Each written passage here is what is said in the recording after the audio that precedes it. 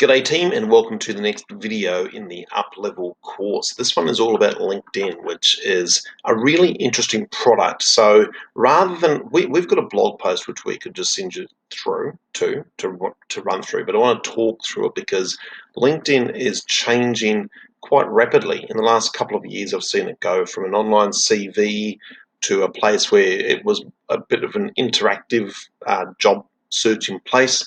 Now it's more of a, I guess when Microsoft purchased it, it became more of a social media alternative for business. So it's really strong in that business to business space. But I feel like people are still kind of figuring out the best way to use it for them. It's really different in Australia and New Zealand compared to the UK and the USA. So I want to talk through it because I'm finding that we do it quite differently in New Zealand and Australia, and I don't really like the American approach. The reason last year, back in 2019, I wrote this huge blog post. I actually paid for some training. I paid for a couple of different LinkedIn trainings, and they focused on the setup and the usage, and then very quickly focused on the cold outreach approach, that spam fest in the messages. And I personally don't resonate with that, and I kind of feel like most people who I talk to in Australia and New Zealand feel the same way. However, I still think it's an incredibly useful place to be. So I want to walk you through how to use it. And this blog post we will link below or somewhere around this screen. And I want you to work through it because it's still important to have it looking right. Now, at the start of this course, and we've gone back to this quite frequently, we've looked at your niche that you serve, the message and the benefit you provide to people who use your business, and your bullseye phrase and your keywords. We've talked about that stuff quite a lot. Now, when we talk about bullseye phrases, we think about SEO and search engine optimization and where we get found. If you Google your name, it's incredibly likely that your LinkedIn profile will come up in the top two, if not the top spot. LinkedIn is a very high authority website, and it does share that Google juice downstream to your digital assets. So it's really important. We recommend that everybody has a LinkedIn account, even if you're the local mechanic, because there's a lot of power in the search engine capability of what LinkedIn does for you.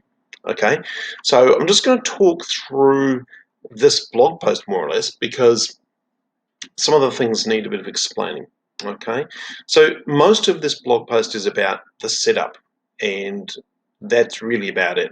The end of the blog post is about how to use it, which really, I hate to say it, but for most of us, it's a bit of a horses for courses type of thing. We have to really figure it out for ourselves. I'm just going to move my talking head over here. So with with this post, we've got the look and pitch, we've got your authority, and then we've got your tribe. Okay, so I'm going to scroll down pretty quickly to an image that I like, which is Taki Moore, a very, very well-known business coach of business coaches, ironically. I like his approach because he's got a big happy face, he's got his catchphrase, $1 million coach.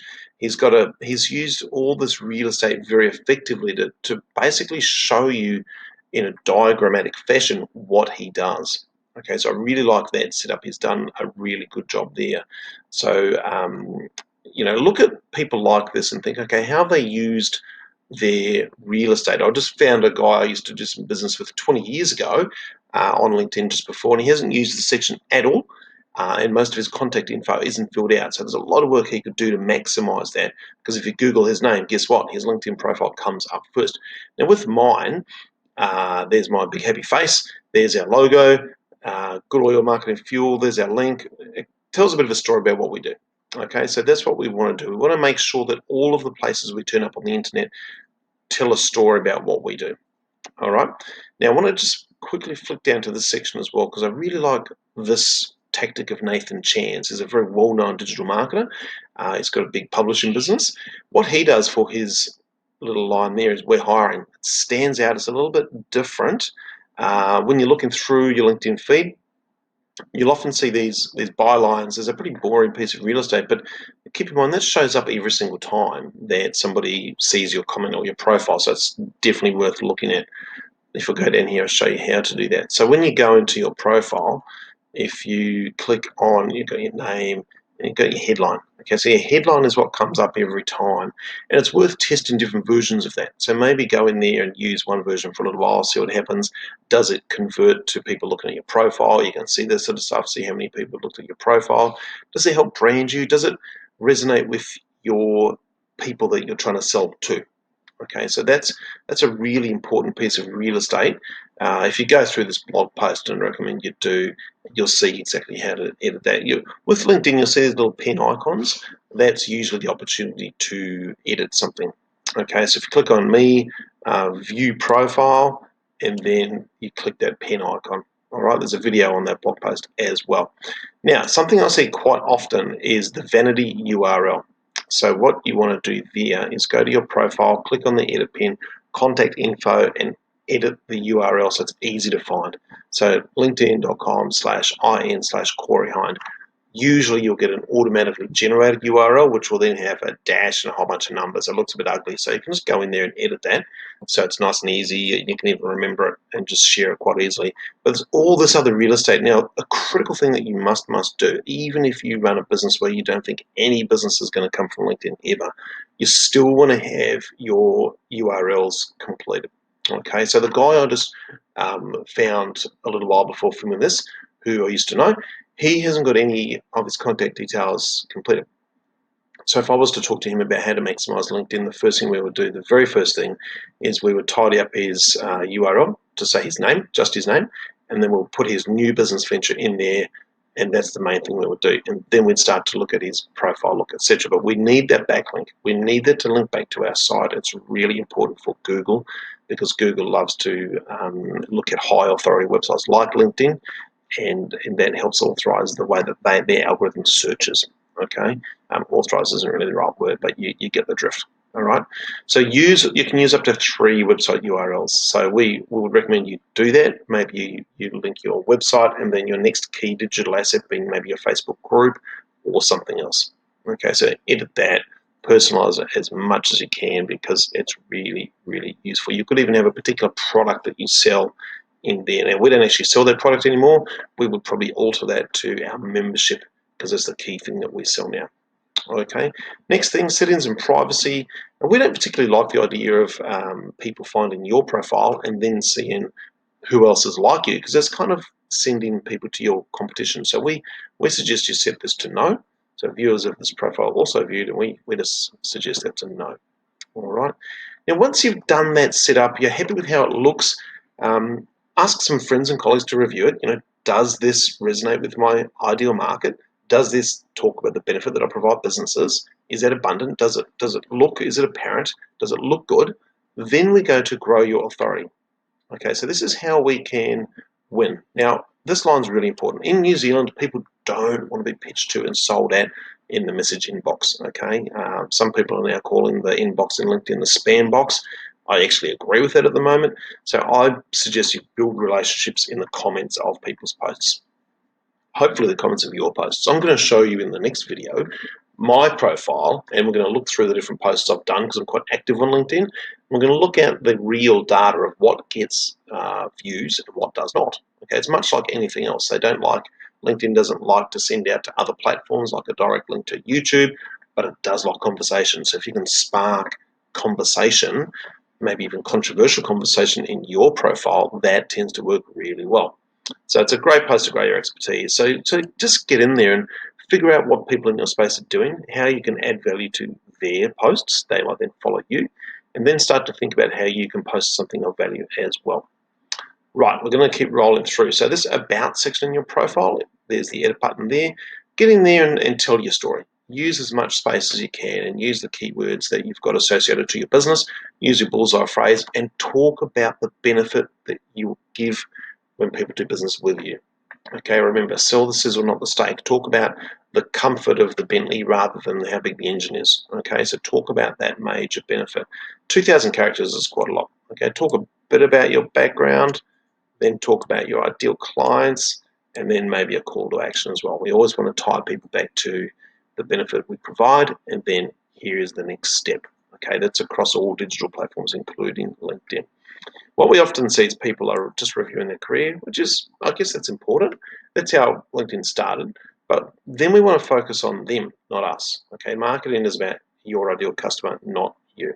Okay, work experience as well. You can use that to tell a bit of a story, maybe even put in some, like we've done there. We've got a testimonial from one of our ideal clients.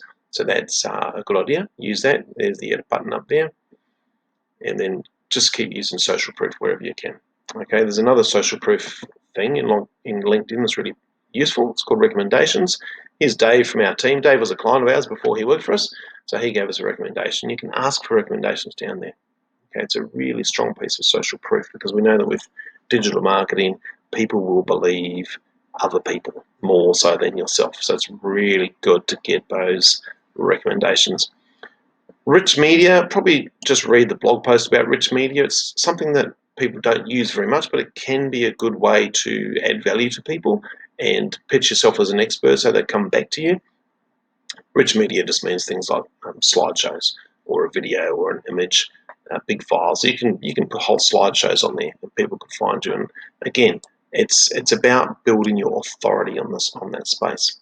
Okay, I've done a pretty good job of this in the last year myself, and if I put a post up which has a question, I can get 4, 5, 6 times more views than connections that I have, which is huge numbers for something like LinkedIn.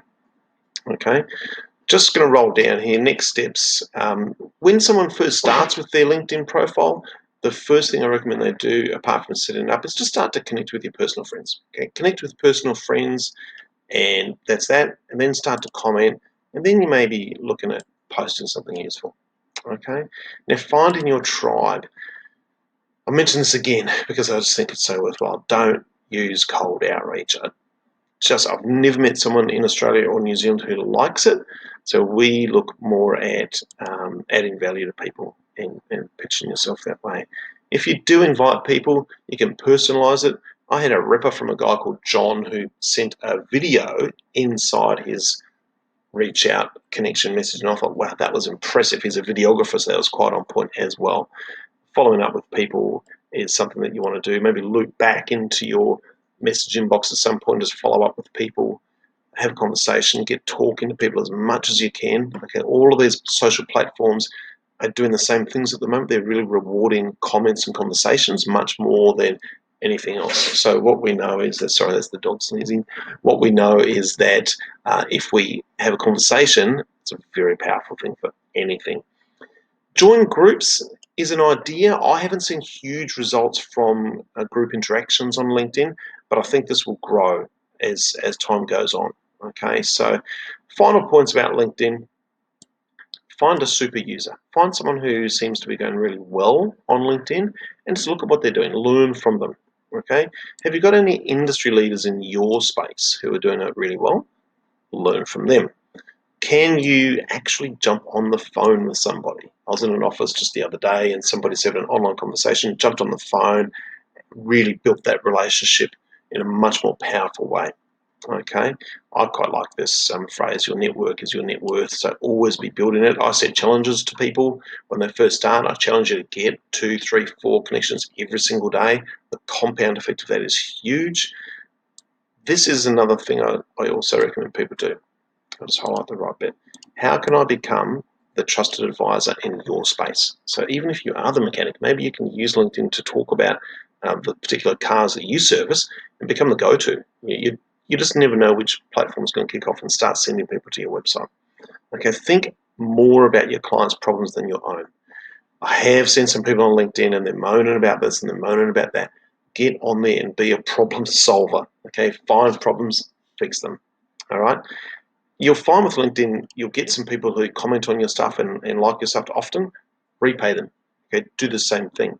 Maybe even consider asking people for an interview that you can get them to complete. Okay, so get into LinkedIn, get using it. If you have any questions about LinkedIn, feel free to reach out and find me some way and I can help you, because I still believe, even though I'm filming this in the middle of 2020, the feedback from people has been that LinkedIn's getting a little bit spammy. I still feel it's a growth platform and I highly advise people to use it. Okay, thanks for your time and we will talk more as the course progresses. Cheers.